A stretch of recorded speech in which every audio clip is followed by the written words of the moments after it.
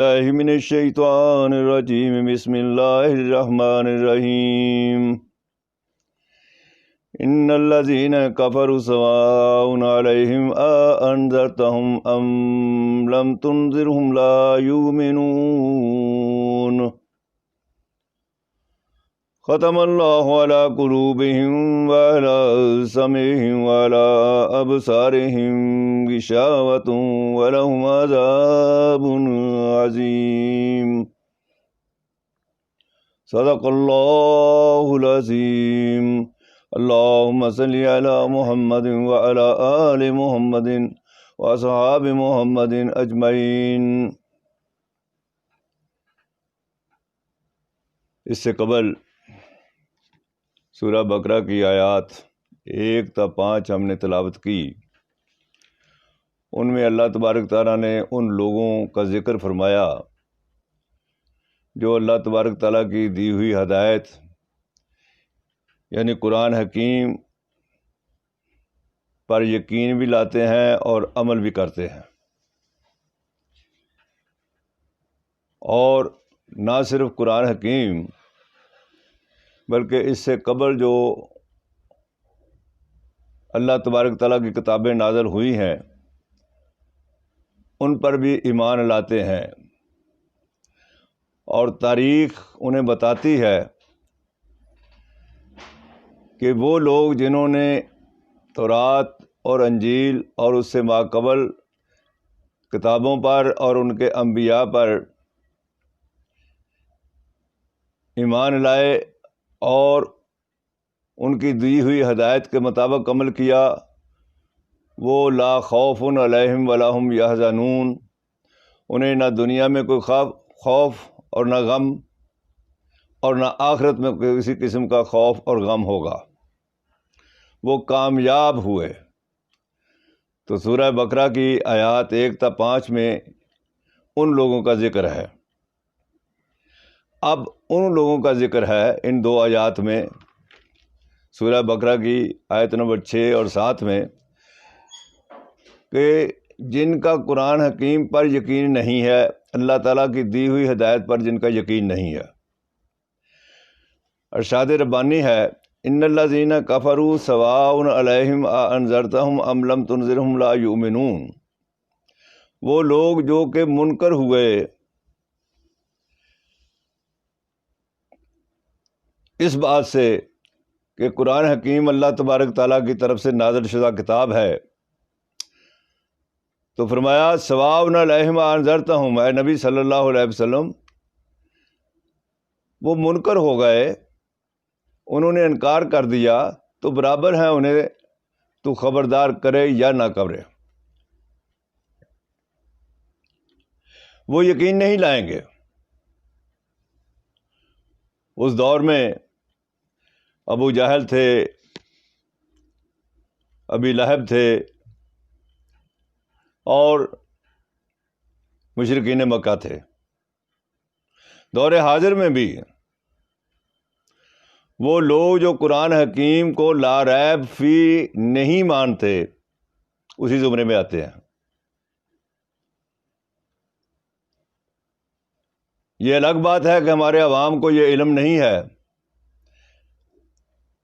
کہ ہمارے علماء جن کے تابع داری میں اور جن کی فقہ پر ہم عمل کرتے ہیں ان میں اکثر قرآن حکیم کو لا ریب فی نہیں مانتے اور اپنی زندگی میں قرآن حکیم سے رہنمائی حاصل نہیں کرتے. ان کا شمار بھی انہی میں ہے. اب اگر ہم غور کریں تو اللہ تبارک تعالیٰ نے حضرت آدم علیہ السلام کو جنت میں رکھا اور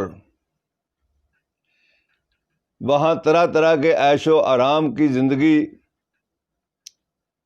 کی سہولیات میسر فرمائیں اور فرمایا کہ اس درخت کے پاس نہیں جانا.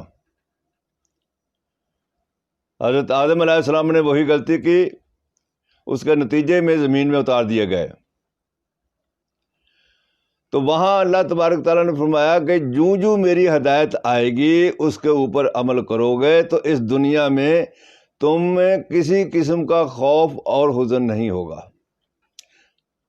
فَإِمَّا يَأْتِيَنَّكُم مِّنِّي هُدًى، جب میری طرف سے ہدایت آئے، فَمَن تَبِعَ هُدَايَا فَلَا خَوْفٌ، تو جس نے میری ہدایت پر عمل کیا، فَلَا خَوْفٌ عَلَيْهِمْ وَلَا هُمْ يَحْزَنُونَ، اسے کسی قسم کا خوف اور غم نہیں ہوگا.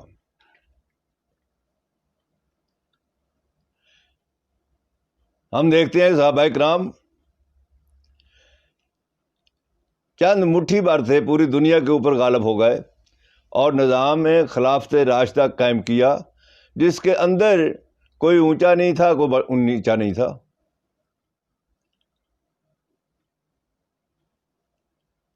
نقطہ یہی ہے شرع مبیں کا، محتاج نہ ہو کوئی کسی کا.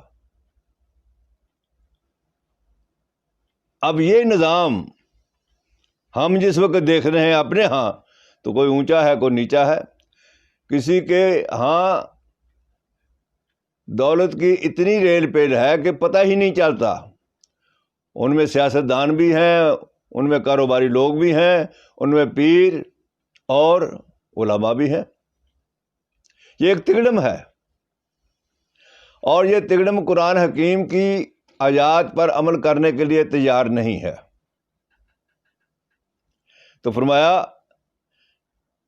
کہ یہ اے نبی صلی اللہ علیہ وسلم وہ گروہ ہے نافرمانوں کا، منکروں کا، قرآن حکیم کے منکر ہونے کا، کہ انہیں جیسے جی چاہے سمجھاؤ یہ عمل نہیں کریں گے. اس کی وجہ کیا ہے؟ وہ وجہ آگے بیان فرمائی، ختم اللہ علی قلوبہم وعلی سمعہم، ان کے دلوں کے اوپر مہر لگا دی، علی سمعہم، ان کے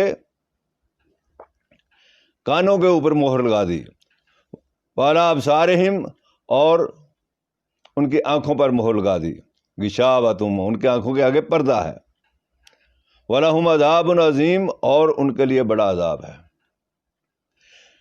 یہاں ضمناً عرض کرتا ہوں کہ یہ دل، کان اور آنکھ،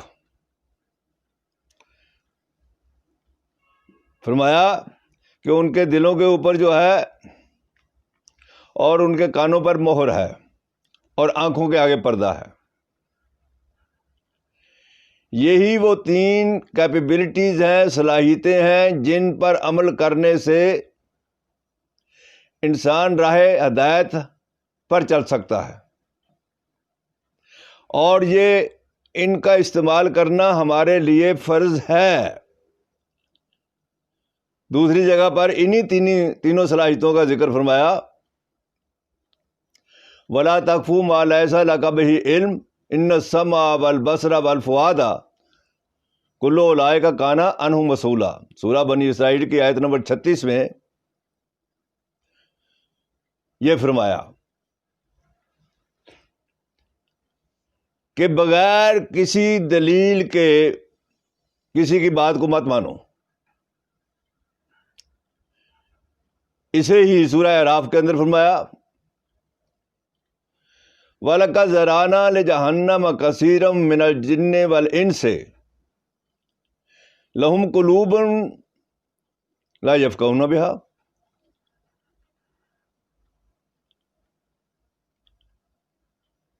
ان کے دل ہیں لیکن اس کے غور نہیں کرتے.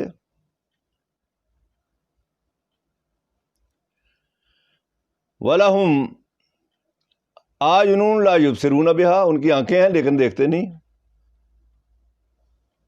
اور ان کے کان ہیں سنتے نہیں. تو یہ 3 صلاحیتیں ہیں اللہ تبارک تعالیٰ نے انسان کے اندر رکھی ہیں. یہ انتہائی بلند صلاحیتیں ہیں، اور انہی کی بنیاد کے اوپر انہی کے بارے میں پوچھا جائے گا. انہی کی بنیاد پر انسان جب جو ان کو استعمال کرتا ہے وہ سربلند ہو جاتا ہے، جو ان کو استعمال نہیں کرتا وہ ذلیل و خوار ہو جاتا ہے. امت مسلمہ نے تقلید کی بنیاد پر ان صلاحیتوں کو استعمال نہیں کیا اور کہہ دیا کہ جو ہمارے بزرگوں نے کہا کافی ہے. اس سے قبل ہم عرض کر چکے ہیں کہ اللہ تبارک تعالیٰ نے تقلید کی نفی فرمائی ہے. وما وجدنا علیہ آباءنا، وہ کہیں گے کہ ہمارے آباء و اجداد یہ کرتے رہے تھے، ہم ان کی تقلید کر رہے ہیں. تو اللہ تعالیٰ نے فرمایا کہ اگر ان کے آباء و اجداد گمراہی میں ہوں تو گمراہی کی تقلید کرتے چلے جاؤ گے. ہمارے ہاں اکثر لوگوں کو دھوکہ ہوتا ہے کہ کیا نماز ہے، روزہ ہے، حج ہے، زکوٰۃ ہے، یہ لوگ کر رہے ہیں علماء، اور ان کے پیچھے ہم کوئی اچھا ہی کام کر رہے ہیں. خدا کے بندو، نماز، روزہ، حج، زکوٰۃ جو ہے وہ عیسائیوں میں بھی تھی، یہودیت میں بھی تھی، ہندو مت میں بھی ہے.